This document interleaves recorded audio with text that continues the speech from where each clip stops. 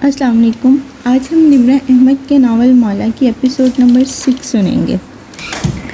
تاریخ کی 5 اپریل، شہر تھا اسلام آباد کا اور وقت تھا اس ملاقات کے ختم ہونے کا۔ ہوٹل سویٹ میں دونوں گھڑی کی 6 اور 12 کی سوئیوں کی طرح آمنے سامنے کھڑے تھے۔ تم نے کبھی سنا ہے ایسے شخص کے بارے میں جو کسی دن اچانک سے غائب ہو جاتا اور اپنے اپارٹمنٹ سے نکلتا ہے اور پھر واپس نہیں آتا؟ ماہر فرید سرد لہجے میں کہہ رہا تھا۔ تم کیف جمال اس جاب کو اپنی مرضی سے ختم نہیں کر سکتے۔ یہ جاب تب ختم ہوگی جب میں کہوں گا، اور جب تک میں نہیں کہوں گا تمہارے اپارٹمنٹ سے بو بھی نہیں اٹھے گی۔ اب یہ پیکٹ اٹھاؤ اور جا کے نئے جوتے خریدو۔ کیف کے چند منٹ پہلے بحال ہوا اعتماد ایسے بکھر گیا جیسے ہوا سے سوکھے پتے بکھر جاتے ہیں۔ اس نے میکانگی انداز میں سر ہلا دیا۔ پیسے منٹورشپ، اپنے بزنس کا کامیاب ہو جانا، یہ سب اس کی ضروریات تھی، لیکن اس لمحے اسے احساس ہوا کہ ان ضروریات کو پورا کرنے کے لیے اس نے خود کو ایک غلط آدمی کے ہاتھ سودے میں پھنسا دیا ہے۔ مزید کچھ پوچھنا ہے تو ابھی پوچھ لو۔ ماہر فرید نے کلائی پر بندھی گھڑی دیکھی۔ میری لندن کی فلائٹ ہے، مجھے واپس جانا ہے، زیادہ وقت نہیں ہے میرے پاس۔ کیف جمال نے کچھ کہنے کے لیے لب کھولے، اسی وقت روم کا دروازہ کھٹکا، ایسے نہیں جیسے بیل بجاتے ہیں، بلکہ ایسے جیسے کسی نے جوتے سے 2-3 ٹھوکریں ماری۔ ماہر فرید نے کیف سے نظر ہٹائی اور مالک کو دیکھا، آبرو سے دروازے کھولنے کا اشارہ کیا۔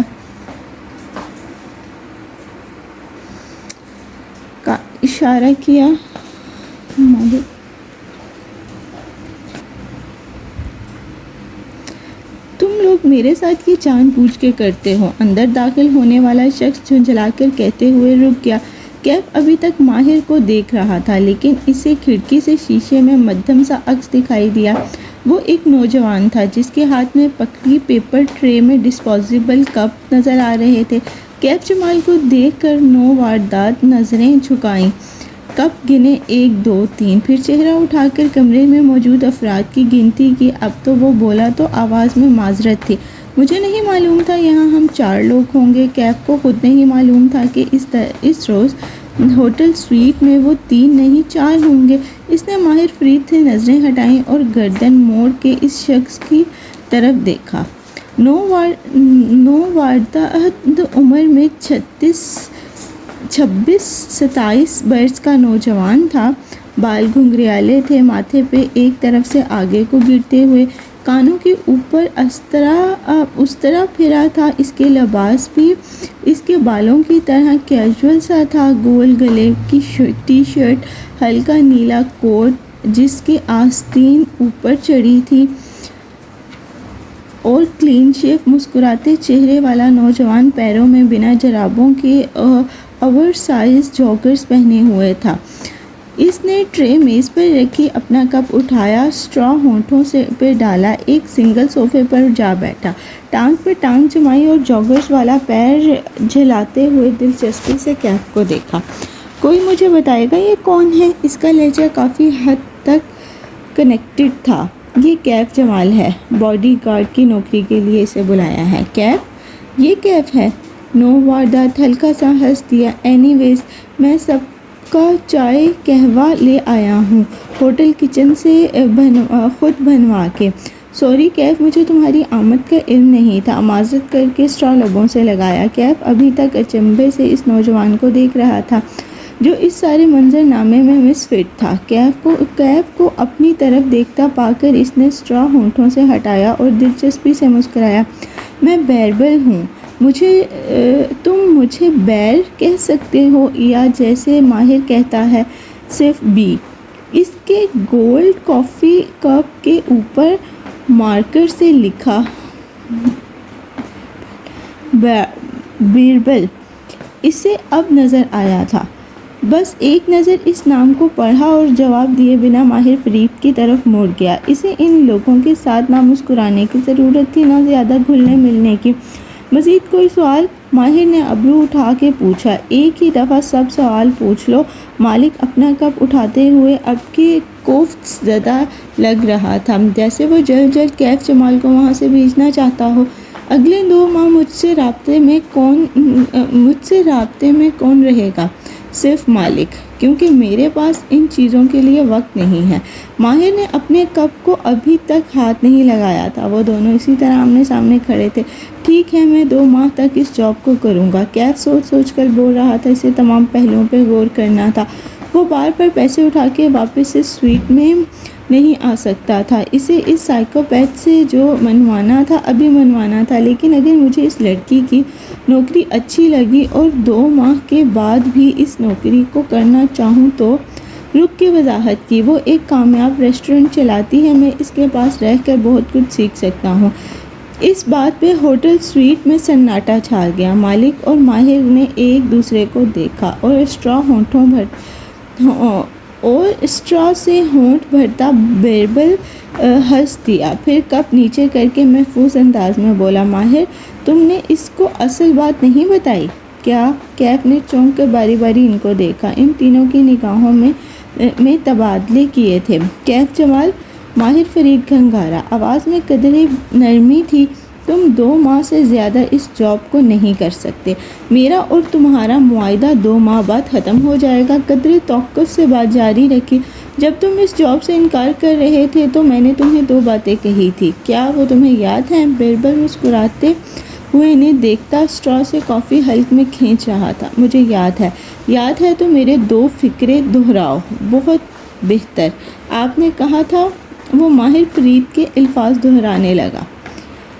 پیلے رنگ کی بس تیز رفتاری سے سرمئی سڑک پر رواں دواں تھی۔ چلی ویک کے پہاڑوں کا سلسلہ دور پیچھے رہ گیا تھا اور وینکوور کی اونچی عمارتوں کی اسکائی لائن نظر آنے لگی تھی۔ وینکوور کینیڈا کے صوبے برٹش کولمبیا کا سب سے معروف شہر تھا۔ یہ دنیا کے مہنگے ترین شہروں میں سے تھا۔ دنیا بھر کے عمرا اور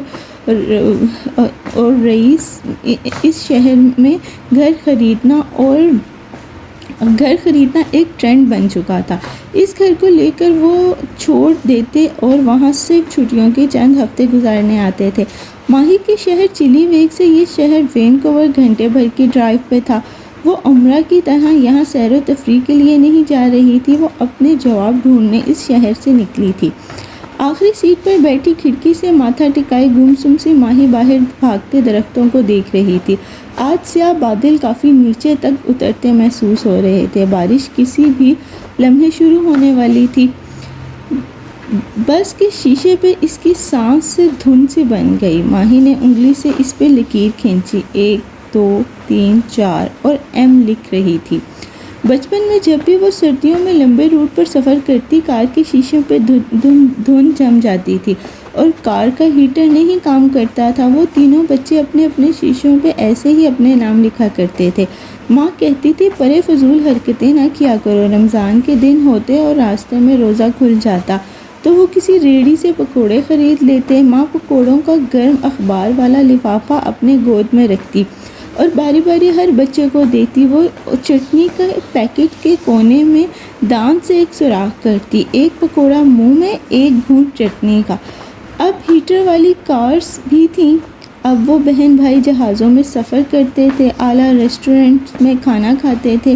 عباد اور ماہی تو بہت ٹریول کرتے تھے، لیکن ساری دنیا میں ان پکوڑوں جیسا کوئی مزہ نہ تھا۔ دھن چھٹنے لگی۔ اس کا بنایا ایم مدھم پڑنے لگا۔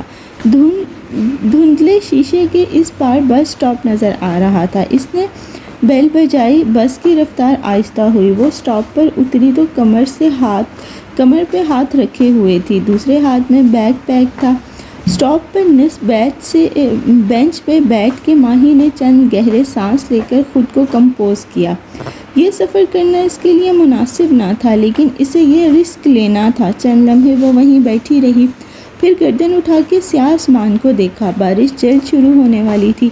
تبھی اسے خیال آیا، بالوں پہ ہاتھ پھیرا۔ چھوٹے کٹے بالوں میں ہیئر بینڈ لگا تھا۔ اس نے گردن میں بندھا سلک تکون سکارف اتارا اور سر پہ لپیٹ کر گردن تلے باندھ دیا۔ بیگ پیک کندھوں پہ پہنا اور اٹھ کھڑی ہوئی سفید چوگر سے چلتے ہوئے وہ سائیڈ واک پر آگے بڑھ رہی تھی۔ اس کا رخ ایک 2 منزلہ عمارت کی جانب تھا جو اس اسٹریٹ کے دہانے پر بنی تھی۔ بیل بجا کے وہ انتظار کرنے لگی۔ عمارت کے داخلی دروازے میں شیشہ لگا تھا۔ اس پہ بھی دھن جمی تھی۔ وہ عادتاً اس پر انگلی پھیر کر کچھ لکھنے لگی، تبھی دروازہ اندر کی طرف کھلتا گیا۔ وہ سنبھل کر سیدھی ہوئی۔ السلام علیکم مابینہ۔ بھوری داڑھی اور ٹوپی والے ڈاکٹر زاہد سامنے نظر آئے۔ انہوں نے مسکرا کر اس کے لیے راستہ چھوڑا۔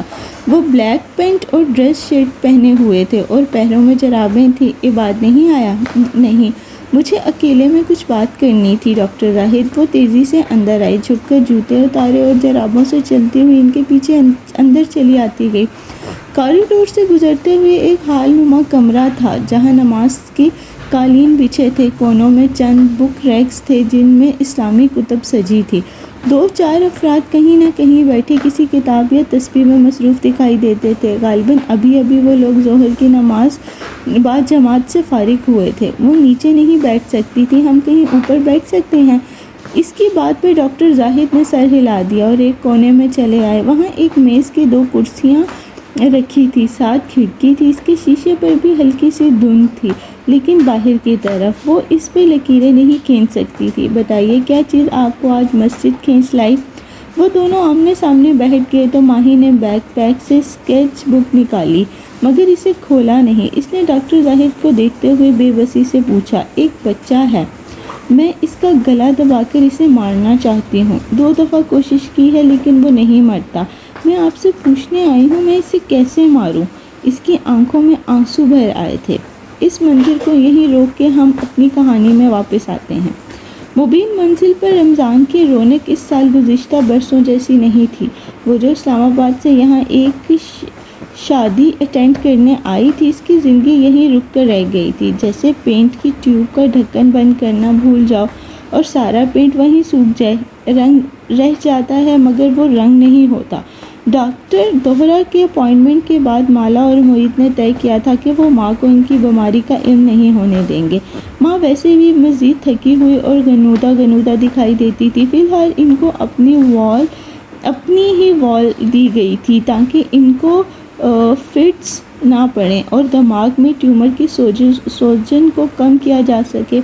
ماں لاؤنج میں ڈرامہ دیکھتے ہوئے سو گئی تھی اور وہ کبیرہ تائی کے فون کے بعد بے چین سی تھی۔ ماہی کو جیسے ہی کال ملائی اس نے جھٹ فون اٹھا لیا۔ کیا کہا ڈاکٹر دوہرا نے؟ ماہی اس سے زیادہ بے چین تھی، پاکستان سے ایک فون کال کی منتظر، لیکن ہر گھنٹی پر ڈر جانے والی۔ کلائمہ ہے، اس کی آواز مدھم تھی۔ یہ نہیں ہو سکتا، میں نے اتنی دعائیں مانگی ہیں کہ یہ ٹیومر بے ضرر ہے، یہ پھیلنے والا نہ ہو، پھر کیسے؟ وہ بے یقین تھی۔ ماہی، کبیرہ تائی کا فون آیا تھا۔ مالا کی سن کہیں اور اٹکی ہوئی تھی۔ ان کو معلوم ہے کلائمہ کے بارے میں؟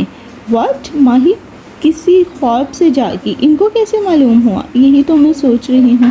چارجنگ کم ہونے کی ٹون بجی تو مالا موبائل کان سے لگائے اپنے کمرے میں چلی آئی۔ صبح اس کا چارجر بجلی کی وولٹیج اوپر نیچے ہونے سے جل گیا تھا۔ وہ اپنی الماریوں کے دراز کھول کر چیک کرنے لگی۔ ایک پرانا چارجر یہیں کہیں رکھا تھا۔ ہمارے ملازم؟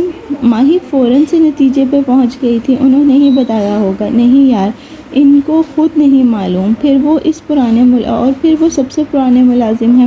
ایک دراز بند کرتے کرتے وہ ٹھہر گئی، دھیرے سے اسے واپس پورا کھولا۔ وہ کیف؟ وہ تو نیا ہے، کیا پتا اب وہی انوالوڈ ہو۔ اس کو میں نے خود ہائر کیا ہے ماہی، وہ کیسے انوالوڈ ہو سکتا ہے؟ اچھا میری چارجنگ ختم ہونے والی ہے۔ اس نے فون رکھ دیا اور وہیں زمین پر بیٹھ کے دراز پورا کھول دیا۔ وہاں ایک مخمل کی بیگ رکھا تھا۔ کشمالا نے سبز آنکھوں سے مسکراہٹ اتر آئی، جیسے ایک پرانے دوست سے ملاقات ہوئی ہو، وہ جس سے عرصے سے ناراضی چل رہی ہو۔ اس نے بیگ نکالا اور دھڑکتے دل سے کھولا۔ اندر ترتیب سے 8 خانے بنے تھے، ہر خانے میں مختلف سائز کے پینٹ برش رکھے تھے۔ اس نے انگلیوں کے پوروں سے برشز کو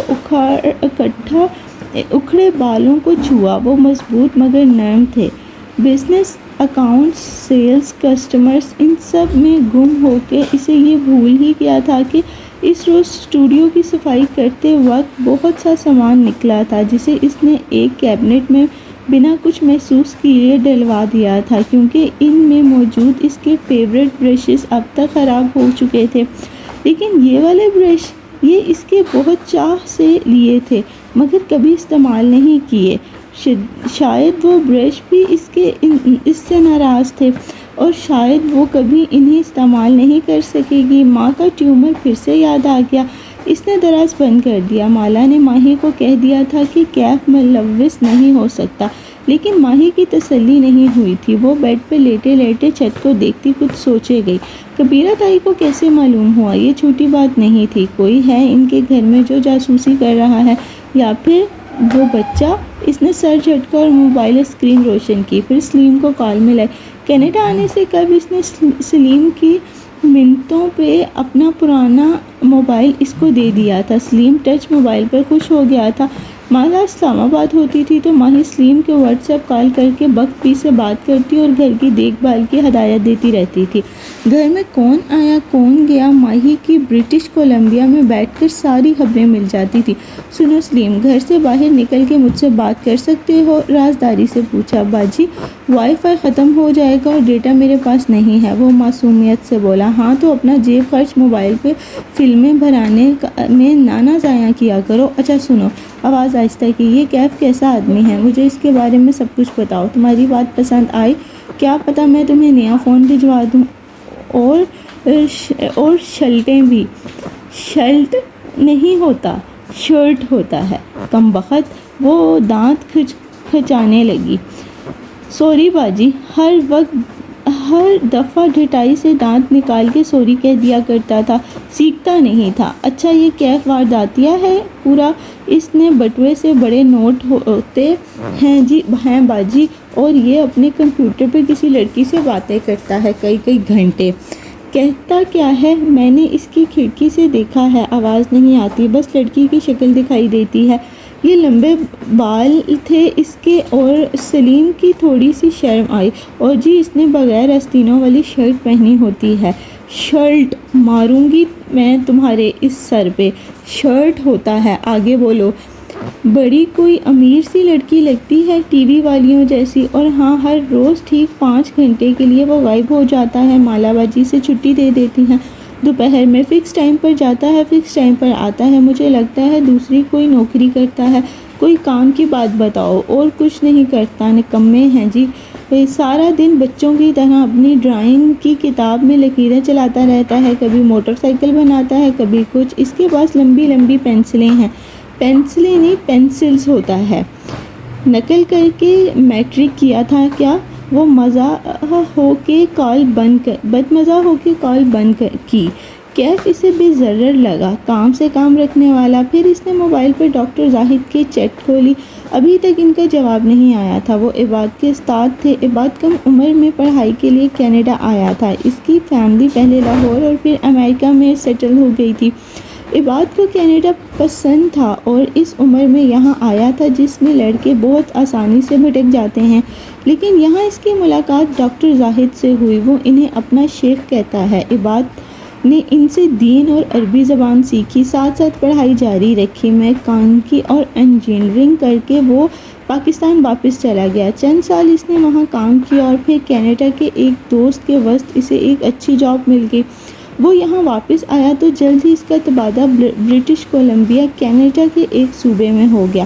عباد نے کئی سال اونٹاریو ایک دوسرے صوبے کے شہر ٹورنٹو میں گزارے تھے۔ یہ دونوں صوبے ایک دوسرے سے بہت دور تھے، ان کی زندگیاں مختلف تھیں۔ ان کے لیے برٹش کولمبیا میں ایڈجسٹ کرنا مشکل تھا، لیکن حال ہی میں ڈاکٹر زاہد یہاں شفٹ ہو گئے تھے تو عباد بہت خوش نظر آتا تھا۔ ماہی کی ملاقات ڈاکٹر زاہد سے چند دفعہ ہوئی اور اب وہ اپنے سوالوں کے جواب کے لیے ان سے بات کرنا چاہتی تھی، مگر وہ آج کل مصروف تھے، جانے کب وہ اسے وقت دیں گے۔ عباد کمرے میں آیا تو وہ بیڈ پہ لیٹی سوچ میں غرق تھی۔ میں سوچ رہی ہوں ڈاکٹر زاہد کے پاس جاؤں اور ان سے پوچھوں۔ کیا؟ وہ الماری سے کچھ ڈھونڈ رہا تھا، اس بچے کے بارے میں۔ ماہی، یار خدا کے لیے اس بچے کا پیچھا چھوڑ دو۔ وہ جیسے بدمزہ ہوا، ایک شرٹ نکالی اور اسے الٹ پلٹ کر دیکھنے لگا۔ ویسے بھی بڑی بوڑھیاں کہا کرتی ہیں اس حالت میں خوبصورت بچے دیکھنے چاہیے تاکہ آنے والا بچہ خوبصورت ہو۔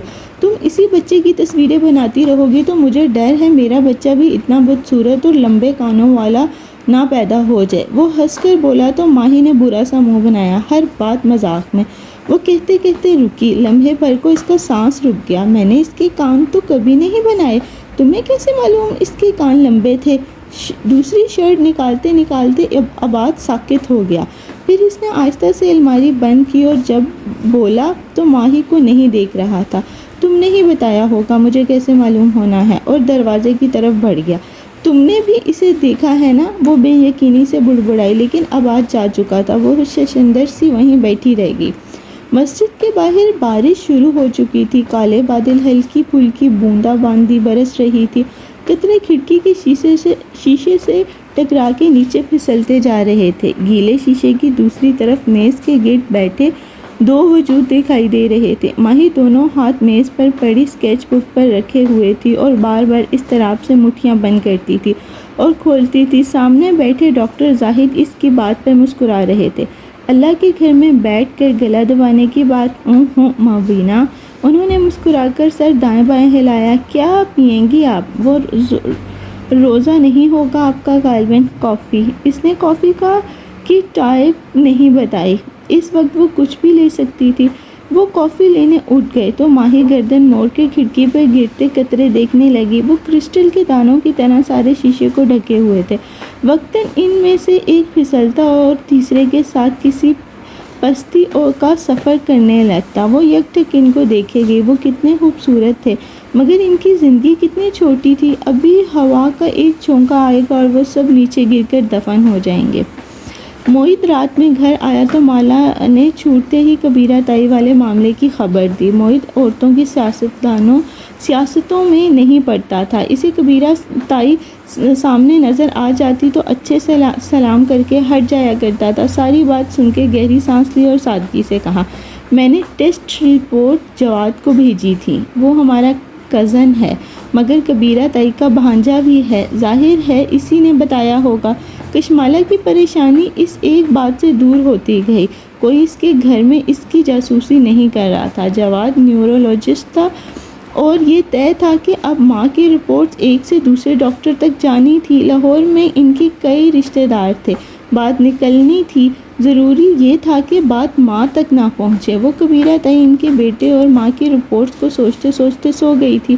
جب رات کے کسی پہر اس کی آنکھ کھلی، ایک مردانہ آواز، اس کے قریب سرگوشی، کسی نے اس کے بالوں کو چھوا، پھر اس کی گردن کو، پھر دروازہ بند ہونے کی آواز آئی۔ وہ ایک جھٹکے سے گہری نیند سے جاگی۔ پھر خوف کے عالم میں دائیں بائیں دیکھا۔ وہ تنہا تھی، ماں سو رہی تھی، کمرے میں کوئی نہیں تھا۔ اس کی آنکھوں میں خوف لیے دروازے کو دیکھا، وہ بند تھا، لیکن اس کے واضح چرچرانے کی آواز سنی تھی۔ کوئی اس کے کمرے میں تھا۔ کوئی اس کے کمرے میں کیسے آ سکتا تھا؟ شاید کوئی برا خواب تھا۔ ہر دفعہ کی طرح وہ آہستہ سے بستر سے نکلی، دل بری طرح دھڑک رہا تھا۔ اس نے بنا آواز کے دروازہ کھول کے باہر جھانکا۔ لاؤنج نیم اندھیرا اور سنسان پڑا تھا۔ وہ دروازہ بند کر کے بیڈ روم کی کھڑکی کی تک آئی اور پردہ انگلیوں سے ذرا سا سرکایا۔ باہر کیف پورچ میں ٹہلتا نظر آ رہا تھا، کانوں میں ایئر پوڈز لگے تھے اور دبی دبی آواز میں کچھ کہہ رہا تھا۔ اس کے چہرے پہ برہمی تھی۔ کھڑکی سے شیشے بند ہونے کی وجہ سے آواز ٹھیک سے نہیں سنائی دیتی تھی۔ اسے آواز سننی بھی نہیں تھی۔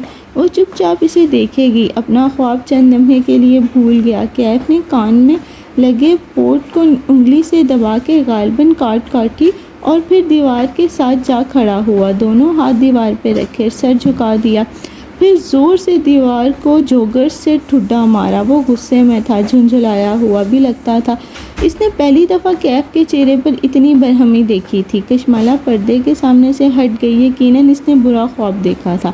باہر گیٹ کے ساتھ کھڑے کیف نے دیوار کو ایک دو ٹھڈے مزید مارے، پھر وہ وہاں سے ہٹنے لگا۔ جب سامنے والے گھر کی بلائی منظر پر نظر پڑی، وہاں CCTV کیمرہ لگا تھا۔ اس نے چونک کر اپنے گیٹ کو دیکھا۔ گیٹ اس کیمرے کے رخ پہ تھا۔ اس نے ذہن میں ایک نیا خیال سر اٹھانے لگا۔ جب صبح سامنے والے صاحب مارننگ واک پر نکلے تو وہ ان کی طاق میں کھڑا تھا۔ وہ گیٹ بند کر رہے تھے جب کیف سڑک پار کرتا ہوا ان کے قریب آیا۔ کیسے ہیں آپ سر؟ حشاش بشاش سے کیف سے مسکرا کر سلام جھاڑا وہ مڑے اور اسے دیکھ کر مسکرائے۔ میں فٹ ہوں، تم کیسے ہو برخوردار؟ سر سے پیر تک اسے دیکھا۔ جینز اور ٹی شرٹ میں ملبوس، چھوٹی چھوٹی بڑی شیو والے اس نوجوان کو وہ چند دن سے پورے جہاں کے گھر کے اندر باہر جاتے دیکھ رہے تھے۔ میں آنٹی کا دور کا بھانجا ہوں، لاہور میں جاب لگ گئی ہے اس لیے ان کے پاس رہ رہا ہوں۔ وہ دونوں ان کے گیٹ کے سامنے کھڑے تھے۔ کل میں نے آپ کو اپنے مالک کو ڈانٹتے ہوئے سنا تھا، بہت افسوس ہوا اس کی وجہ سے۔ ایک نظر گھر کے باہر لگے پودوں پر ڈالی، آپ کے سارے پودے جل گئے۔ ادھیڑ عمر صاحب نے زیر لب مالی کی شان میں کئی الفاظ کہہ دیا۔ ویسے ہمارا مالی بہت قابل ہے، آنٹی نے دیکھ بھال کے لیے رکھا ہوا ہے، 2 دن آتا ہے لیکن کام اچھا کرتا ہے۔ آپ کو اس کا نمبر دے دیتا ہوں، موبائل نکالتے ہوئے وہ خلوص سے کہہ رہا تھا۔ بات سے بات نکلتی گئی، چند منٹ وہ وہیں بیچ سڑک کے کھڑا ان سے گفتگو کرتا رہا، پھر تھوڑی سی بڑی شیو کی 2 انگلیوں سے کھجاتے ہوئے متذبذب سے بولا، کچھ دن پہلے میرا لیپ ٹاپ چوری ہو گیا ہے، آنٹی بیمار ہے اس لیے کسی کو بتایا نہیں، صفائی والی ملازمہ پہ شک ہے مجھے، آپ اگر مجھے اپنے CCTV کا فوٹیج دیکھنے دے تو؟ ہاں کیوں نہیں، مجھے تاریخ اور وقت بتا دو، میں واک سے فارغ ہو کے فوٹیج ای میل کر دیتا ہوں۔ وہ اس کے کندھے کو تھپتھپا کے آگے بڑھ گئے۔ اس سے مل کے وہ خوش ہوئے تھے۔ لاہور میں اپر مڈل کلاس والدین قابل اور ہینڈسم نوجوانوں سے مل کر ہمیشہ خوش ہوتے ہیں۔ ان والدین میں سے اکثر اپنی بیٹیوں کے لیے صاف صاف کہہ دیتے ہیں اور وہ یونیورسٹی جا کر اپنا میچ خود تلاش کر لیں۔ لاہور کی یونیورسٹیز میں پڑھنے والی لڑکیوں کی ایک بڑی تعداد اسی مقصد پر فوکس ہوتی ہے۔ جیسے جیسے فائنل ایئر قریب آنے لگتا ہے، ان لڑکیوں کی بے قراری اور ڈپریشن بڑھتی جاتی ہے۔ گھر میں والدین اٹھتے بیٹھتے یہی بتاتے ہیں کہ زندگی کا مقصد اچھا گھر تلاش کرنا ہے، سوشل میڈیا یہی سکھاتا ہے گھر میں سب سے اہم اور بڑا دن شادی کا ہوتا ہے، اسی کے لیے خوبصورت بننا، وزن کم کرنا، ٹی وی ڈرامے اور بالی ووڈ کی فلمیں یہ تعلیم دیتی ہیں۔ شوہر ٹرافی ہینڈسم ہسبینڈ ہونا چاہیے، خوش شکل اور پیسے والا۔ لاہور کی لڑکیوں کی اکثریت انہی تعلیمات کے ساتھ ساتھ بڑی ہوتی ہیں۔ زندگی میں بہت سے آگے جا کے کچھ معلوم ہوتا ہے کہ یہ تعلیمات غلط تھیں اور کچھ کو کبھی معلوم نہیں ہوتا۔ ایسے میں حورِ جہاں جیسی مائیں ان بہت کم رہ گئی ہیں جو اپنی بیٹیوں کے رشتوں کے لیے خود سے دوڑ دھوپ نہیں کرتی تھی۔ وہ یہ معاملہ اللہ کے سپرد چھوڑ دیتی تھی اور بیٹیوں کی تربیت پر فوکس کرتی تھی۔ انہیں بھلے مالا اور ماہی کے پروفیشن پر اعتراض تھا، مگر انہوں نے ہمیشہ یہ سکھایا کہ امیر مرد کی تلاش میں لگو، نہ اس کے انتظار میں بیٹھی رہو۔ یہ زندگی کا مقصد نہیں ہے، زندگی اس سے کہیں بلند ہے۔ ماں کو کشمالہ کی شادی کی فکر ہوتی تھی، لیکن وہ اس بات کو سر پر سوار کر کے بار بار نہیں دہراتی تھی۔ کشمالہ کو شادی سے مسئلہ نہ تھا، وہ شادی کر لیتی اگر اسے کوئی اپنے برابر کا میچ ملتا۔ زیاد سلطان سے پہلے اسے کوئی اپنا قابل نہیں لگا تھا۔ ماں فجر کے بعد بہت مشکل سے سوئی تھی، اب اٹھی تو ان کا اصرار تھا کہ غسل بھی کریں گی، کیونکہ انہیں روز غسل کی عادت تھی۔ ویل چیئر کے ساتھ ان کو باتھ روم لے جانا اور ہاتھ دھلوانا ایک مشکل مرحلہ تھا، مگر وقت بھی اور اسے روز اس چیلنج کی عادت پڑ گئی تھی۔ ماں باتھ روم سے وضو کیے بغیر نہیں نکلتی تھی۔ یہ ایک ایسی عادت تھی جو اس بیماری اور نسیان میں بھی ان کو نہیں بھولی تھی۔ نماز کا وقت ہے یا نہیں، ماں باتھ روم سے نکلنے سے پہلے تازہ وضو کرتی تھی۔ وہ کہتی تھی کہ نماز مشکل نہیں ہوتی، وضو مشکل ہوتا ہے۔ وضو کر رکھا ہو تو جس وقت انسان اذان سنے آسانی سے نماز پڑھ لے۔ وہ اب ماں کے سامنے روزے کا ذکر نہیں کرتی تھی۔ ماں خود بھی رمضان کو بھولے ہوئے تھی، اگر یاد آ جاتا تو روزہ رکھنے کی ضد کرتی۔ موہت اور کشمالہ ویسے بھی ڈائٹ فوڈ کھاتے تھے، ملازم روزہ نہیں رکھتے تھے، ہر ایک کے پاس اپنا بہانہ تھا۔ کیف البتہ افطار کے وقت گھر میں نہیں ہوتا تھا، سو اسے نہیں معلوم تھا کہ وہ کیا کھاتا کیا نہیں۔ اس کے جاب میں ہر روز چند گھنٹے کے آف شامل تھا۔ وہ ظہر سے مغرب تک غائب رہتا تھا اور مغرب کے بعد آ جاتا۔ کشمالہ کو اس نے بتایا کہ وہ ایک ورکنگ سپیس پہ 5,000 ماہانہ رینٹ پہ ڈیسک لے کر اپنے بزنس پلان پہ کام کرتا ہے۔ اس نے مزید نہیں کریدا۔ اشراق کے بعد اس نے بدبخت ماں کو سلایا۔ اب گھر میں سکون اور سناٹا تھا۔ وہ گھر کا جائزہ لینے باہر آئی تو دیکھا کیف کلین کچن میں سامنے اسٹور پہ بیٹھا تھا، کوہنیاں کاؤنٹر پہ رکھے وہ موبائل پر سر جھکائے ہوئے ہے۔ ماں کو مرد ملازموں کا کلین کچن میں بیٹھنا سخت ناپسند تھا، لیکن کیف کا اگر موڈ ہوتا تو وہ ماں کے سامنے نہ ہوتی تو وہ بڑی ڈھٹائی سے وہیں بیٹھ جایا کرتا تھا۔ کچھ نڈر سا تھا اس نوجوان میں، وہ ہلکا سا کھنگاری۔ گڈ مارننگ باس، کیف نے سر اٹھائے بغیر کہا۔ سنجیدگی سے وہ فون پہ کچھ دیکھ رہا تھا۔ تمہاری جاب رات کی گارڈ کی ہے، فون کالز کی نہیں۔ ڈیوٹی آورز میں فون کال سے پرہیز کیا کرو، خفگی سے کہہ کے وہ آگے آئی اور اپنا مگ اٹھایا۔ پھر یاد آیا اس کا روزہ ہے۔ What ever. وہ ہنوز موبائل پر جھکا تھا۔ کشمالہ کے سر پر لگی تلووں پہ بھوجی۔ دوبارہ کہو۔ وہ ایڑیوں پہ گھومی اور برہمی سے اسے دیکھا۔ مجھے سی سی ٹی وی فوٹیج مل گئی ہے۔ کیف نے نظریں اٹھا کر اسے دیکھا۔ اس روز کی جب گھر پہ خون آیا تھا۔ خالی مگ لیے کھڑی لڑکی اپنی جگہ بالکل ٹھہر گئی۔ گھر پہ خون آیا تھا؟ جی، اسی لیے میں نے کیمرے لگوائے تھے، آپ کو بتایا نہیں تاکہ آپ پریشان نہ ہوں۔ کندھے اچکا کے واپس فون کو دیکھنے لگا۔ سامنے والوں کی سی سی ٹی وی بہت اونچا لگا ہوا تھا، پہلے اس پہ نظر نہیں پڑی، آج دیکھا تو ان سے فوٹیج مانگ لی۔ اس نے مگ زور سے کاؤنٹر پہ رکھا اور تیزی سے اس کے قریب آئی، آنکھوں میں غصہ تھا۔ کیف، مجھے سخت ناپسند ہے کہ کوئی میری پیٹھ پیچھے کچھ کرے، یہ باتیں تم مجھ سے نہیں چھپا سکتے۔ کیف نے دھیرے سے سر اٹھایا۔ آپ نے کہا تھا کشمالہ بی بی کہ آپ نے مجھے سب بتا دیا ہے، کچھ بھی نہیں چھپایا۔ وہ اسٹول سے اٹھ کھڑا ہوا۔ اب وہ دونوں آمنے سامنے کھڑے تھے اور درمیان میں کچن آئلینڈ تھا۔ وہ اسے غصے سے دیکھ رہی تھی اور کیف کی نظریں تفتیشی تھیں، غور سے اس نے اندر تک جھانکتی ہوئی۔ یہ ہے وہ جس نے گھر کے باہر خون گرایا تھا۔ اس نے موبائل اسکرین کشمالہ کی طرف پھیری۔ کاؤنٹر کے پار کھڑی لڑکی نے غصے اور الجھن سے ملے جلے تاثرات کے ساتھ اسکرین کو دیکھا۔ اسکرین پہ اس کے گھر کا گیٹ دکھائی دے رہا تھا۔ فوٹیج اچھی کوالٹی کی تھی، ڈرائیو وے پہ گرا خون صاف نظر آتا تھا۔ کشمالہ کی نظروں نے فوٹیج میں کسی انسان کو تلاش کرنا چاہا، مگر یہاں تو کوئی نہیں تھا۔ غور سے دیکھیں۔ کیف نے موبائل اس کے سامنے رکھ دیا اور جیب میں ہاتھ ڈالا۔ اس نے دوبارہ اسکرین کو دیکھا۔ گیٹ کے اوپر ایک بڑا سا پرندہ بیٹھا تھا۔ یہ وہ پرندہ تھا؟ کیا یہ زخمی تھا؟ غصے کی جگہ اچنبھے نے لے لی۔ کیف نے جیب سے رکھی تسبیح کو انگلیوں سے محسوس کیا اور ایک دانہ گرایا۔ اعوذ باللہ من الشیطان الرجیم۔ وہ بنا آواز کے بڑبڑایا۔ کافی؟ وہ ایک بھاپ اٹھتا کپ لیے میز تک واپس آئے تو ماہی نے چونک کر رخ پھیرا، پھر شکریہ کہتے ہوئے جلدی سے دونوں ہاتھوں سے کپ تھام لیا۔ اسے موسم گرما کے باوجود سردی لگ رہی تھی، بس کچھ گرم اپنے اندر انڈیلنا تھا۔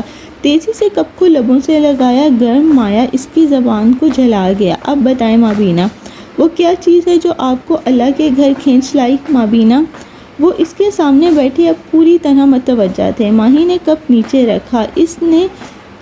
اس کے لپ ٹنٹ کا گلابی نشان کپ کے دہانے پہ لگ گیا۔ وہ انگلی اس نشان پہ پھیرنے لگی۔ 2 الفاظ ہیں، لیکن انہیں کہنا بہت مشکل ہے، میں کہہ نہیں سکتی، اس ڈر سے کہ کوئی میرا یقین نہیں کرے گا۔ بھوری آنکھیں اٹھا کر انہوں نے دیکھا۔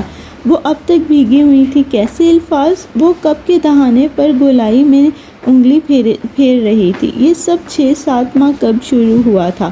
ماہی نے کہنا شروع کیا۔ میری بہن کو محسوس ہونے لگا کوئی اس کا پیچھا کر رہا ہے۔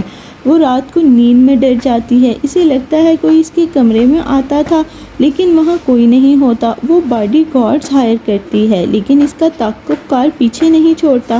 وہ اب چہرہ موڑے کے کھڑکی کو دیکھنے لگی۔ بارش میں تیزی آ گئی تھی، بوندیں اب ترتراتی ہوئی شیشے پہ گر رہی تھیں۔ کیا اس نے پولیس سے رابطہ کیا؟ پولیس؟ وہ طنز سے ہنسی اور سر جھٹکا۔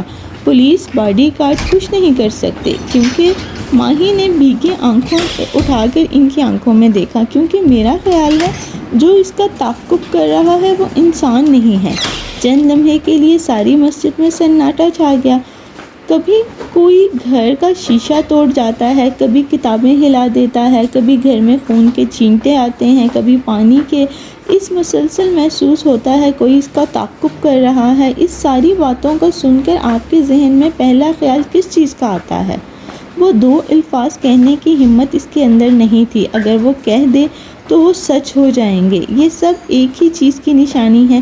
ڈاکٹر زاہد نے ایک افسوس بھری گہری سانس لی۔ سحر آسود، کالا جادو، اور ماہی کو لگا کہ دو الفاظ آج امر ہو گئے۔ وہ دو الفاظ جن سے وہ ہمیشہ ڈرتی تھی۔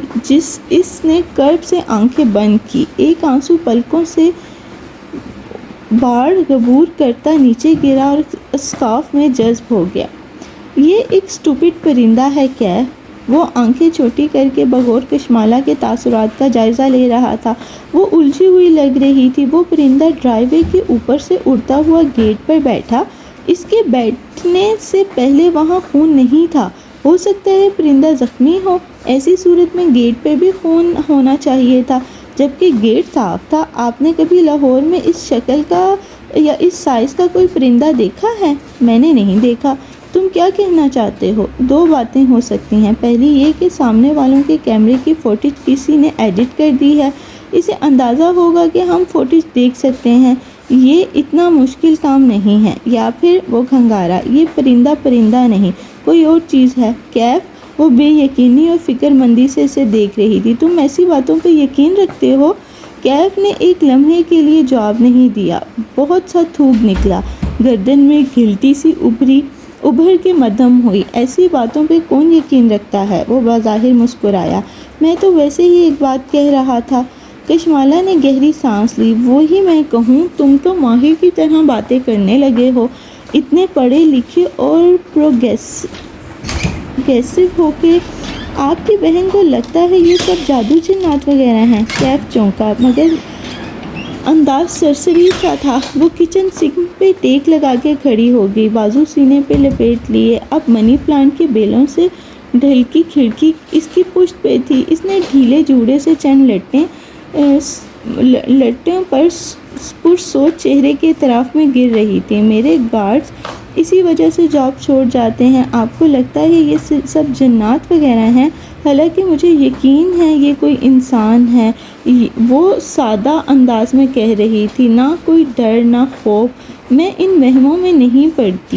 ہاں، میں مانتی ہوں جنات ہوتے ہیں، میں نے قرآن پڑھ رکھا ہے، جادو بھی ہوتا ہے، لیکن جنات کی الگ دنیا ہے۔ وہ ہماری دنیا میں ایسے انٹرفیئر نہیں کرتے۔ مجھے بہت برے لگتے ہیں وہ لوگ جو ہر پریشانی کو جادو یا نظر کا نام دے دیتے ہیں۔ کچھ مصیبتیں انسان لاتے ہیں، کچھ قسمت سے آتی ہیں۔ میرا تعاقب کار انسان ہی ہے۔ اس دن لفٹ میں جس نے مجھ پہ حملہ کیا وہ انسان تھا۔ ماہر فریب کا لائٹر کوئی جادوئی چیز نہیں تھا۔ جی، آپ درست کہہ رہی ہیں۔ بہرحال اب کیمرے لگ چکے ہیں، دوبارہ ایسی حرکت ہوئی تو ہم اس کو پکڑ لیں گے۔ اس کا انداز عام سا تھا۔ کشمالہ ٹیک چھوڑ کے سیدھی ہوئی اور آنکھوں میں شدید برہمی لیے کیف کو دیکھا۔ تمہیں معلوم ہے کچھ دن سے ظہیر مجھے کال کر رہا ہے، اسے کسی اور کام میں میری مدد چاہیے، لیکن میں اس کی کال نہیں اٹھا رہی، نہ اٹھاؤں گی، کیونکہ میرا اعتبار کسی شخص سے ایک دفعہ اٹھ جائے تو دوبارہ نہیں بنتا۔ آئندہ مجھ سے چھپا کے تم کچھ نہیں کرو گے، ورنہ تمہاری جاب کا آخری دن ہوگا۔ کچھ فیصلے آپ کی سیکیورٹی گارڈ ہونے کے ناطے میں کر سکتا ہوں۔ اس کی تقریر کے جواب میں وہ اطمینان سے بولا، جیسے اسے فرق ہی نہ پڑا ہو۔ فیصلے لو، مگر مجھے بتا کے لو، کلیئر؟ وہ تلخی سے کہہ کے آگے بڑھنے لگی جب اس نے پیچھے سے پکارا، آپ کی بہن کو کس پہ شک ہے؟ کشمالہ کچن کی چوکھٹ پہ ٹھہر گئی اور مڑ کے نہ سمجھی سے اسے دیکھا۔ ہاں، یہ سب پتھر کے زمانے کی باتیں ہیں، میں مانتا ہوں، لیکن آپ کے ارد گرد کوئی تو ایسا شخص ہوگا جو ان جادو وغیرہ کے کاموں کے لیے مشہور ہوگا۔ ہر خاندان میں ایک شخص ایسا ہوتا ہے۔ ایک شخص ہے اس شہر میں، ایک معروف انٹرپرینور اور ڈیزائنر جو خود کو ایک آرٹسٹ کہتی ہے۔ وہ طنز سے بولی، کبیرہ تائی۔ کیف کے لب بے اختیار گلائی میں سکڑے۔ اوہ، سارے تانے بانے اسی ایک عورت سے جا کے ملتے تھے۔ کھڑکی پہ طرح طرح بارش کے قطرے گر رہے تھے، شاید آسمان زاروں کے تار رو رہا تھا، جانے اس کے کیا غم تھے۔ ماہی سختی سے کپ کو دونوں ہاتھوں میں جکڑے ہوئے تھی۔ کپ کے دہانے پہ لگا سرخ نشان اب مندمل ہو چکا تھا۔ کیا جادو واقعی ہوتا ہے یا میں وہم کر رہی ہوں۔ وہ متذبذب تھی۔ لوگ یقین نہیں کرتے جادو پہ، سب یقین کرتے ہیں جادو پہ مابینہ۔ لوگ صرف ظاہر نہیں کرتے تاکہ ان کو کمتر نہ سمجھا جائے۔ مگر کیا جادو، اس نے تھوک نگلا، واقعی ہوتا ہے؟ آپ 21ویں صدی میں بیٹھ کے مجھ سے پوچھ رہی ہیں کیا جادو واقعی ہوتا ہے؟ وہ ہلکا سا مسکرائے اور کھڑکی سے باہر دیکھنے لگے۔ وہ نہ سمجھی میں اس کا چہرہ تکنے لگی۔ جادو 1000 برس پہلے ہوتا تھا۔ جادو 1000 برس پہلے ہوتا تھا۔ ہمیں جادو کا آخری ثبوت 1400 سال پہلے کی احادیث سے ملتا ہے، جب رسول اللہ صلی اللہ علیہ وآلہ وسلم پہ جادو ہوا تھا۔ لیکن انہوں نے نظروں کا رخ پھیر کے ماہی کو غور سے دیکھا۔ کیا اب بھی جادو ہوتا ہے؟ وہ سانس روکے جواب کی منتظر تھی۔ 1400 سال پہلے اگر کسی کو خط بھیجنا ہوتا تو اس میں مہینوں لگتے تھے۔ آج کل صرف کاغذی خط ایک دن میں دوسری جگہ پہنچ جاتا ہے۔ اگر انسان نے پوسٹ کی نظر میں اتنی ترقی کر لی ہے تو کیا جادو میں نہیں کی ہوگی؟ وہ چونک گئی، دل کی دھڑکن تیز ہو گئی۔ جادو پتھر کے زمانے کی بات لگتا ہے بظاہر۔ ہم کہتے ہیں ہم 21ویں صدی میں آ گئے ہیں، اب جادو کی بات نہ کرو، لیکن وہ بھی تو ہمارے ساتھ 21ویں صدی میں آئے ہیں۔ ہم ان کو پتھر کے زمانے میں تو نہیں چھوڑ آئے۔ وہ کون؟ شیاطین اور جنات، اور جن کے ذریعے جادو کیا جاتا ہے، وہ بھی ہمارے ساتھ ترقی کر رہے ہیں۔ اور کچھ دیر کچھ بول نہ سکی، پھر سر جھکا کے کن پٹی مسلنے لگی۔ تھکان سے آنکھیں بند کر لی۔ آپ مجھ سے پوچھ رہی ہیں کہ جادو ہوتا ہے یا نہیں، جبکہ آپ کو یہ پوچھنا چاہیے مابینہ کہ جادو کا ریٹ کیا چل رہا ہے۔ اس نے کرنٹ کھا کے سر اٹھایا، آنکھیں بے یقینی سے پھیلی۔ ریٹ؟ جادو کے ریٹ ہوتے ہیں؟ وہ افسوس سے مسکرائے۔ آج کل کچھ مفت میں ملتا ہے کیا؟ پھر انہوں نے اس کا ٹھنڈا مگ اٹھا لیا اور ہال کی جانب دیکھا۔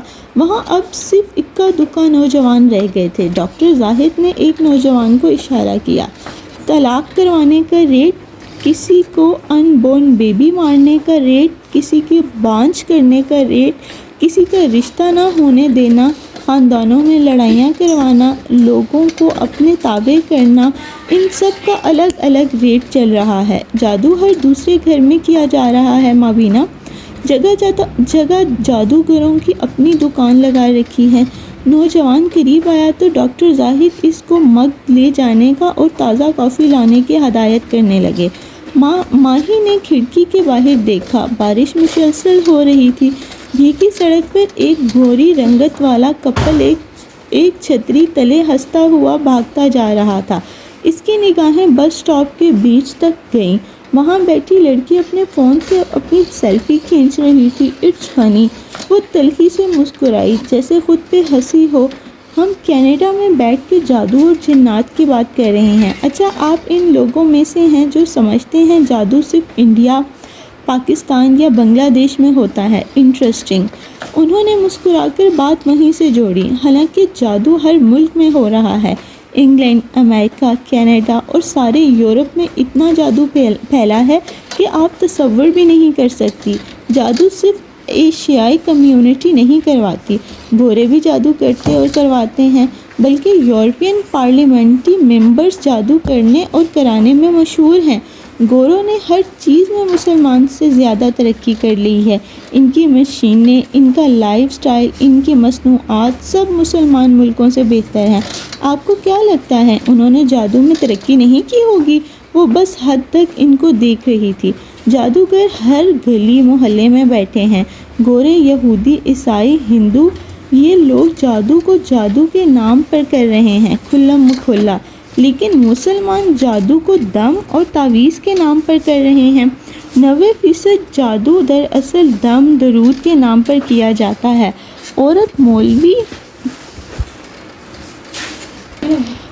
مولوی کے پاس جاتی ہے اور کہتی ہے میری بہو بہت بولتی ہے، کچھ ایسا کریں کہ میرے سامنے زبان نہ نکالے۔ جانتی ہیں پھر کیا ہوتا ہے؟ کیا؟ مولوی اپنے جن سے کہتا ہے اس کی بہو کو کچھ ایسا کرو کہ وہ بولا نہ کرے۔ جن ایک حادثہ کرواتا ہے اور وہ بہو کو گونگی ہو جاتی ہے یا وہ کوما میں چلی جاتی ہے، اور اس کا سب سے افسوسناک پہلو یہ ہے کہ ساس کو خود نہیں معلوم ہوتا کہ بہو پہ جادو اس نے کرایا ہے۔ ماہی نے بے اختیار گردن پہ ہاتھ رکھا، ان باتوں سے اس کا دم گھٹ رہا تھا، یعنی یہ عالم بابا وغیرہ واقعی جادو میں ماہر ہوتے ہیں۔ وہ بڑبڑائی، ہمارے ہاں فلموں اور ڈراموں میں دکھایا جاتا ہے کہ اکثر عامل فراڈ ہوتے ہیں اور پیسے لے کر ڈھکوسلا کر رہے ہوتے ہیں، جبکہ حقیقت اس سے مختلف ہے۔ جادو یا جادو کی کاٹ کرنے والے لوگوں کی اکثریت فراڈ نہیں ہوتی، وہ واقعی ان کو جانتے ہوتے ہیں، کوئی کم اور کوئی زیادہ، لیکن ہم کھڑکی کھول سکتے ہیں۔ وہ بے اختیار بولی، یہ باتیں اس کے لیے بہت زیادہ تھی، اسے کچھ دیر خاموشی سے ان باتوں کو جذب کرنا تھا۔ کیسے اس گفتگو کے بعد وہ کمرے میں آئی اور ماں کے ساتھ لیٹ گئی۔ اس کا آج کل بہت نیند آ رہی تھی، غالباً روزے کا اثر تھا، جانے وہ کتنی دیر سوتی رہی۔ سورج سوا نیزے پر چمکنے لگا جب گیٹ پر رونے دھونے کی آوازیں سنائی دینے لگی۔ وہ ہڑبڑا کر اٹھی اور کھڑکی تک آئی، مگر پورچ کا نظر دیکھ کر اس کے ہاتھوں کے طوطے اڑ گئے۔ کل مرید نے نیورولوجسٹ کزن جواد کی سختی سے تائید کی تھی کہ وہ ماں کی بیماری کے بارے میں کسی کو نہ بتائے، مگر بھلا ہو واٹس ایپ فیملی گروپس کا 4 سدہ مردان پشاور تک ماں کی بیماری کی خبر پھیل چکی تھی۔ ان کے زیادہ تر رشتہ دار KP کے اور اسلام آباد میں رہتے تھے۔ لاہور میں بہت تھوڑے رشتہ دار تھے جو ان کی دادی کے سائڈ کے تھے۔ دادا پٹھان تھے، دادی پنجابی تھی، کبیرہ تائی بھی دادی کی طرف سے ان کے رشتہ دار تھی۔ اس صبح اس کی زندگی کا ایک اور رخ دیکھا۔ ماں بیمار ہو جائے تو لوگ کیا کرتے ہیں؟ لوگ گاڑیاں بھر بھر کے آنے لگیں گے۔ یہ کیف کے غائب ہونے کے وقت تھا، اس لیے وہ ڈیوٹی پہ موجود نہ تھا۔ پورچ میں آتے ہی خواتین رو رو کے کشمالہ کو ملنے لگیں۔ ہائے تمہاری امی اتنی جوان تھی، ان کی عمر ہی کیا تھی؟ اگر ماہی ہوتی تو 2-4 منہ توڑ جواب اب تک دے چکی ہوتی۔ میری ماں ابھی مری نہیں ہے، وہ زندہ ہے، ابھی ماتم نہ شروع کریں۔ لیکن وہ کشمالہ تھی۔ اس نے گہری سانس لے کر سب کچھ اندر ضبط کیا اور باری باری سب سے ملی، ان کو ڈرائنگ روم میں بٹھایا اور کچن میں آئی۔ آتے ساتھ ہی بڑی بوڑھیوں نے پانی مانگ کے یہ واضح کر دیا کہ ان کا روزہ نہیں ہے، شوگر لو ہو جاتی ہے، دوا لینی ہوتی ہے وغیرہ وغیرہ۔ باجی ان کے لیے کیا بناؤں؟ بخت نے پریشانی سے پوچھا۔ کشمالہ نے ہاتھ سے اشارہ کر کے اسے خاموش کرایا۔ کاؤنٹر کے ساتھ کھڑے کھڑے اس نے آنکھیں بند کی۔ اسے اس مسئلے کا حل ڈھونڈنا تھا۔ وہ جو سمجھ رہی تھی کہ ماں کو ان کی بیماری سے لا علم رکھا جا سکتا ہے، وہ غلط تھی۔ ایسی عورت جس کے گھر میں کوئی بڑا مسئلہ نہ چل رہا ہو، وہ خوش و خرم نظر آتی ہو، اس کے بچے کامیاب اور پھلتے پھولتے دکھائی دیتے ہوں، وہ لوگوں کے لیے قابل حسد ہوتی ہے۔ جب ایسی عورت بیمار پڑ جائے تو رشتہ داروں کو بہت مزہ آتا ہے۔ ایسے میں بہت کم تھے جو پورے جہاں بیگم کے لیے افسردہ تھے۔ اکثریت صرف یہ دیکھنا چاہتی تھی کہ ماں کی حالت کیسی ہے، کیا ان کا دماغ پھر گیا ہے، کیا ان کے بال گر گئے ہیں یا گر جائیں گے، یا سب سے اہم سوال جس کو جاننے کا تجسس سب کو تھا، وہ کتنے عرصے کی مہمان ہیں۔ وہ کن پٹیوں پہ ہاتھ رکھے آنکھیں بند کیے سوچنے لگی۔ اسے ان لوگوں کو ماں سے دور رکھنا تھا، مگر کیسے؟ وہ کشمالہ مبین تھی اور وہ اکیلے اسلام آباد کا ایک ایلیٹ ریسٹورنٹ چلاتی تھی۔ وہاں بھی بعض اوقات گروپس کے جھگڑے ہو جاتے تھے، بگڑے ہوئے ٹین ایجز مسئلے کھڑے کرتے تھے۔ وہ ریسٹورنٹ کے اندر باہر پینسل ریز پر گھومتی سارے مسئلے سلجھا لیتی تھی۔ وہ کشمالہ تھی اور وہ کرائسس مینیجر تھی۔ قہوہ، سبز قہوہ۔ اس کی آنکھیں کھولی اور بخت بھی کو ہدایت دی، سبز قہوہ اور بسکٹ۔ اب جتنے مہمان آئیں گے ان کے لیے یہی لاؤ گی، اور بسکٹ بھی میٹھے نہیں، گندم والے، کیونکہ ان کو تو شوگر ہے نا، اس کے علاوہ کچھ نہیں۔ بخوی نے اس حکم پہ آنکھیں کھول کر اسے دیکھا۔ پورے جہاں کے گھر کے مہمان کے لیے لوازمات کا ڈھیر لگا دیا جاتا تھا، اور مالا کہہ رہی تھی، مگر کیوں باجی؟ کیونکہ یہ عیادت کرنے نہیں آئے، یہ میری ماں کی بے بسی کا مزہ لینے آئے ہیں۔ ان رشتہ داروں کو میری ماں نے ساری عمر کھلایا ہی ہے۔ 4 سدہ سے آئی سوغاتیں بوریاں بھر بھر کے ان کو بھجوائی ہیں۔ ان سب کو معلوم ہے کہ ماں کو اتنی بیماری کا علم نہیں ہے، لیکن دیکھنا یہ پھر بھی ماں سے ملنے کی ضد کریں گے۔ ان کو ماں کی تکلیف کی فکر نہیں ہے، انہیں حورِ جہاں کے زوال دیکھنا ہے۔ پھر وہ اپنے کمرے میں آئی، سلیپرز اتارے، اپنے لباس کے ساتھ میچنگ نیلی ہیلز نکال کر پہنی، سٹرپس بند کیے اور سوتی ماں پر ایک نظر ڈالی۔ وہ کتنی کمزور لگ رہی تھی، ان کا خوبصورت چہرہ ایک طرف سے ٹیڑھا ہو گیا تھا۔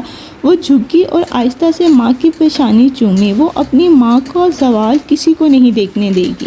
کچن میں جا کے احتیاطاً بکس بی کو دوبارہ ہدایت دی، موعد کو مت بتانا کہ میں نے یہ سب کہا ہے، اوکے؟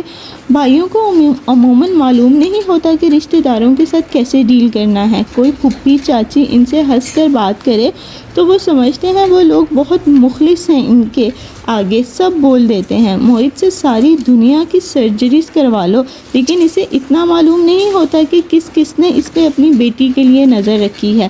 ماہی جب کسی آنٹی کے ساتھ موعد کو ہنس کے بات کرتے دیکھتی تھی تو سر پکڑ لیتی تھی، اف یہ کب عقل کرے گا۔ وہ ڈرائنگ روم میں آئی تو سب اس کے منتظر تھے۔ ایک آنٹی اور بھی آ گئی تھی۔ وہ ایک کرسی پہ ٹانگ جما کے بیٹھی اور شائستگی سے ان کے سوالات کا جوابات دینے لگی۔ غزہ کی شادی پر تو حورِ آپا کہہ رہی تھی ان کے گھٹنے کا مسئلہ ہے، یہ ٹیومر کہاں سے آ گیا؟ وہ اپنے رشتہ داروں کو جانتی تھی، وہ صاف نہیں کہہ سکتی تھی، لیکن ان کا مطلب یہ تھا کہ یقیناً حورِ جہاں کے بچوں کو عرصے سے ٹیومر کا علم تھا، بس چھپا رہے تھے۔ اب بات خود ہی نکل آئی تو چھپا نہیں سکے۔ بھائی بیٹا ڈاکٹر ہے، ایسا ہو سکتا ہے ماں کو ٹیومر ہو اور اسے علم نہ ہو؟ بال گر گئے ہیں یا گر جائیں گے؟ ہاتھ روم کیسے جاتی ہیں؟ اگر آپریشن ہوا تو کیا یورین بیگ لگائیں گے؟ ایک عورت تو دوسری عورت کی بے بسی جاننے کا کیا تجسس تھا؟ کسی عورت کے بال اور اس کے باتھ روم نہ جانا سیکھنا یہ اس کا وقار ہوتا ہے اور اس کا انتہائی پرسنل معاملہ ہوتا ہے۔ اور یہاں بیٹھی سب عورتیں پڑھی لکھی تھیں۔ وہ 4 سدہ اور مردان سے برسوں سے شفٹ ہو کے ان شہروں میں آ بسی تھی، لیکن اسے یقین تھا کہ 4 سدہ میں رہنے والے ان کے رشتہ داروں کے مینرز ان سے بہتر ہوں گے۔ وہ یوں دل نہیں دکھاتے ہوں گے، وہ مریض کے گھر بلا اجازت بنا بتائے نہیں آتے ہوں گے، اور اگر آ گئے تو گھٹنوں میں بیٹھے ہوں گے۔ میری نند کا بھی برین میں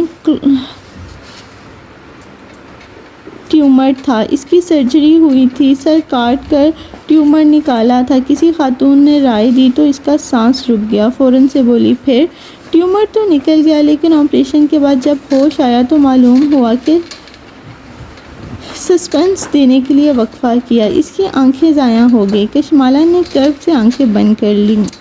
سرجن تھک گیا ہوگا نا، ٹیومر نکالتے نکالتے اس نے چھری برین کے کسی شریان پہ لگ گئی ہوگی اور تمہاری نند کی آنکھیں چلی گئی ہوں گی۔ اف، اس نے بددقت ضبط کیا۔ کوئی ان رشتہ داروں کو یہ کیوں نہیں سکھاتا کہ مریض کے پاس کہی بات پہ فرشتے آمین کہتے ہیں، اس لیے اچھی بات منہ سے نکالیں۔ اچھا اپنی ماں کو تو لے آؤ، ایک آنٹی نے کوئی تیسری دفعہ کہا۔ وہ سب بار بار دروازے کی طرف دیکھتی تھی، کب حورِ جہاں آئے اور کب اس کی حالت کو وہ اپنے ذہنوں میں ریکارڈ کریں اور پھر یہ سارا احوال واٹس ایپ گروپ کے ذریعے پورے پاکستان میں نشر کر سکیں۔ ان کا خیال تھا ماں سے بیماری چھپانا بھی ڈرامہ ہے، ماں تو نہیں مل سکتی۔